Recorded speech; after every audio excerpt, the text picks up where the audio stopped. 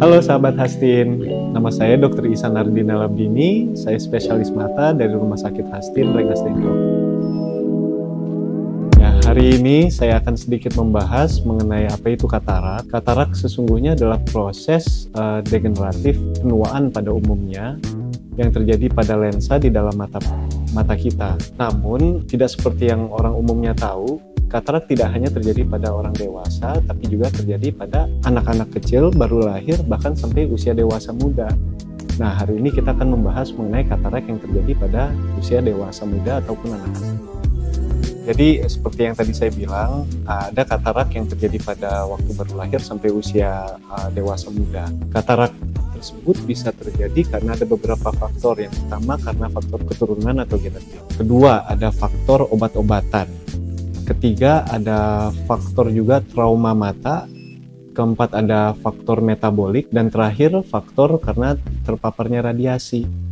Ada beberapa hal yang dapat menyebabkan katarak dari lahir maupun untuk yang usia dewasa muda. Yang pertama itu kelainan-kelainan metabolik. Pasien-pasien yang memiliki kelainan metabolik seperti diabetes itu akan mengalami katarak yang lebih awal. Kemudian ada juga katarak karena trauma. Banyak pasien-pasien yang datang itu biasanya trauma mata karena kena bulu tangkis misalnya, kena kok matanya, ataupun kebentur. Kebenturnya nggak harus kebentur yang hebat sampai matanya kesakitan sekali atau bagaimana. Kebentur benda tumpul aja itu sudah bisa menyebabkan gangguan pada lensa mata yang pada akhirnya akan lebih mempercepat terjadinya katarak. Kemudian ada juga penyebab katarak karena obat-obatan.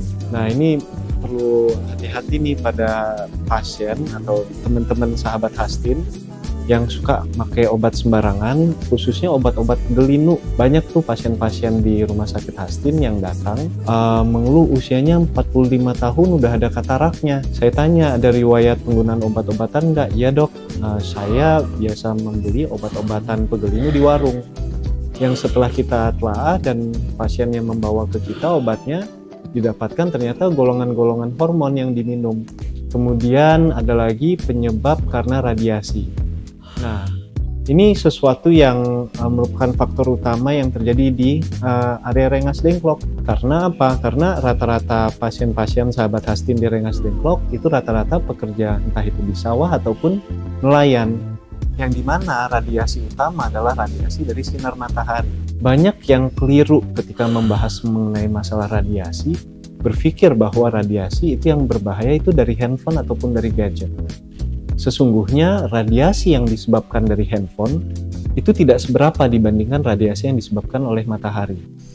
Kalau dihitung jumlah kadar radiasinya, ternyata 10 menit kita keluar aja nih ke ruangan luar, kita terpapar matahari secara tidak langsung, itu kadar radiasinya itu sama dengan 10 jam kita main handphone. Jadi 10 menit aja udah cukup untuk memberikan radiasi sebesar 10 jam main handphone. Jadi yang utamanya untuk mencegah hal yang bisa dicegah yaitu radiasi dan trauma. Untuk trauma pakai kacamata pelindung ketika olahraga, khususnya yang badminton.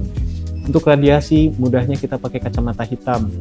Gak apa-apa biar kelihatan kayak bule dikit, tapi kita sehat.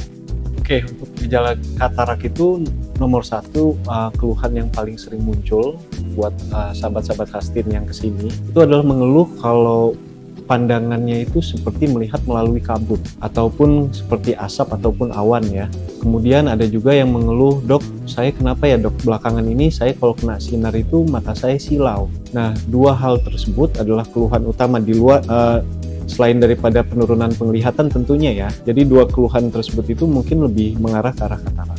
Nah, untuk sahabat Hastin yang mendengarkan ini, kalau mendengarkan, oh ternyata mungkin saya ada keluhan nih, penglihatan berkabut ataupun silau melihat cahaya, jangan langsung berpikir katarak dulu.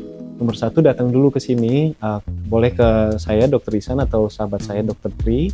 Nanti kita periksa apakah betul itu ada katarak atau tidak. Nah, setelahnya baru kita lakukan pengobatan. Dan ini yang perlu diketahui bahwa katarak itu tidak ada pengobatan yang bersifat pemberian obat-obatan. Satu-satunya jalan untuk membersihkan katarak itu hanya melalui jalan operasi. Zaman dulu operasi katarak itu menakutkan. Kalau sekarang di Rumah Sakit Hastin, alhamdulillah kita sudah ada yang namanya alat tekoemulsifikasi. Jadi nanti kataraknya itu mencair dan tinggal disedot sama dokternya, dan dia membuat waktu operasi yang lebih singkat dan efek samping yang lebih rendah. Dan seakan-akan setelah operasi, seakan-akan tidak terjadi operasi. Seperti itu. Jadi jangan takut ya datang ke Hastin. Mungkin itu aja yang bisa saya sampaikan. Kalau misalnya ada pertanyaan, silahkan tanya di kolom komentar ataupun langsung datang ke Hastin. Jangan lupa kalau misalkan suka dengan video ini, tolong di like dan subscribe. Sampai jumpa.